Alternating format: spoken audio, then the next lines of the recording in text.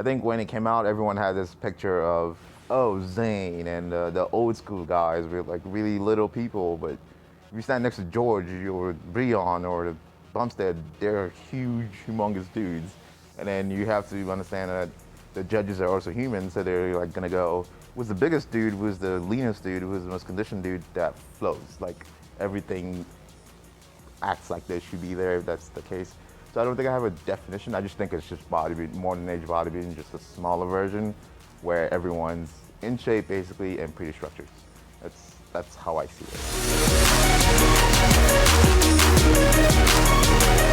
When I got in here Monday night, I was 210 and I had to make 192 this morning. So we had to make big changes, but we were able to get down to 192 this morning.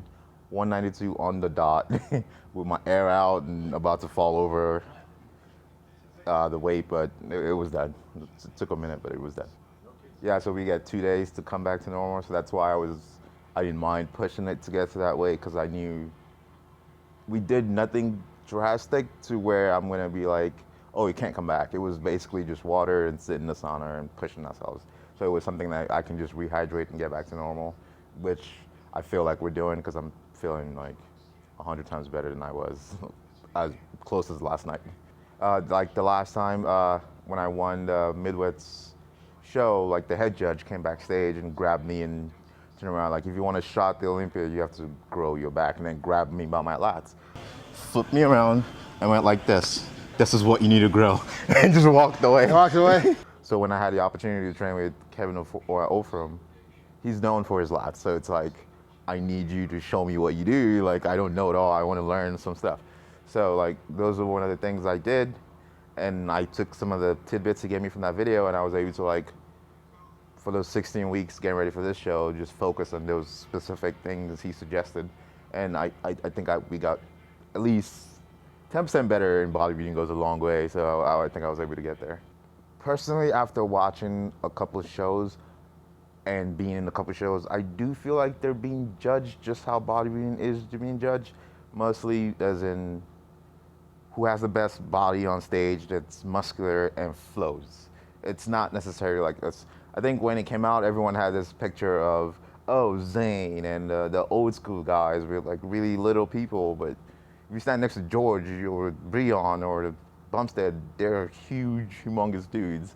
And then you have to understand that the judges are also human, so they're like gonna go, was the biggest dude, was the leanest dude, was the most conditioned dude, that flows. Like everything acts like they should be there if that's the case. So I don't think I have a definition. I just think it's just bodybuilding, modern age bodybuilding, just a smaller version where everyone's in shape basically and pretty structured. That's how I see it, at least. That's what the thing is, because I know there's a number I have to make each time I do the shows, unless they take the weight up, but as of now, that's the weight that's gonna be. I know the past 2 years they've taken it up like 5 pounds here and there, but if the weight's still the same, all I have to do is just improve on my muscle maturity over the years, and I think with that would make it look denser, even though I get down to that weight.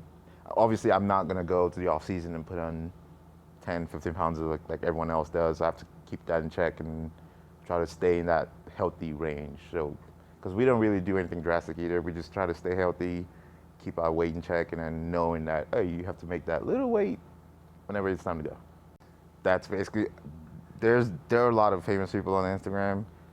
As far as every time we end up being on stage, I've always beaten them. So I don't think that's been a thing where I've been like, oh, Instagram plays a role. Because I'm a nobody on Instagram. Like, well, I have little following, and I don't really, I think that's my fault, post as often.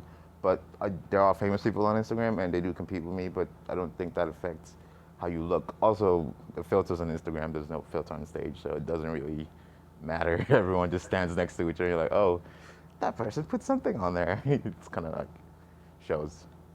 I know I did the work. I know I'm like personally, as in a personal goal, I know I beat what I set out to beat. Like I got to the spot where I was like, I don't ever look at my pictures and go, oh wow, that's good. But there were like 2 or 3 occasions during the whole prep where I was talking to Ray, and he would show me a picture, and I was like, whoa, that's not me. Like it kind of like shocked me too. So I know I've gotten to that point, but in terms of like expectations, personally, I have like, I want to do better than last year. Like I said, it's no longer like, oh, it's the Olympia. It's like the Olympia for me. It's like more of like a business trip to make. Like I need to get to that goal. It might be disappointing, but I know I set the personal goal of beating last year, which I've hit, but I also have that goal on stage that I want to also beat. So it's not like they don't come hand in hand, but I still want to get there. Oh no, posing in prison, it's basically part of the competition prep itself.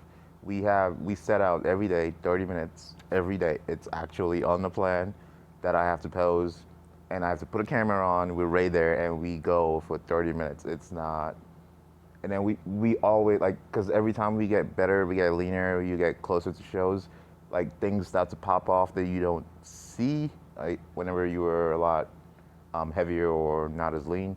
So we change angles just the best way you can to where you stand on stage, like you stand out amongst like great physiques, like because these guys are awesome. They're like the top of the top. So you need that.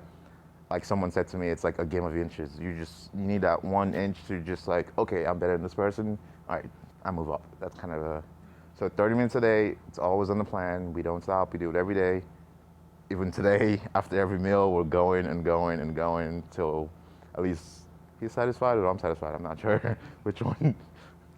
What I will say is do not rush. Like everyone, like internet's a good thing, but it's also a really, really bad thing sometimes. Like people on the internet have this idea that this is what they do to get to that point, which is 95%, 99.9% false. Like it's, sometimes I hear some of the people at the gym, they're like, hey, you're a top guy, is this true? I'm like, I don't even know half the stuff you're talking about, but I'm just gonna agree and nod your head so you can walk away because you look like your mind's set in what you're talking about. So it's like, what I would say is do not rush. Just stick to what you have. It's not a weight.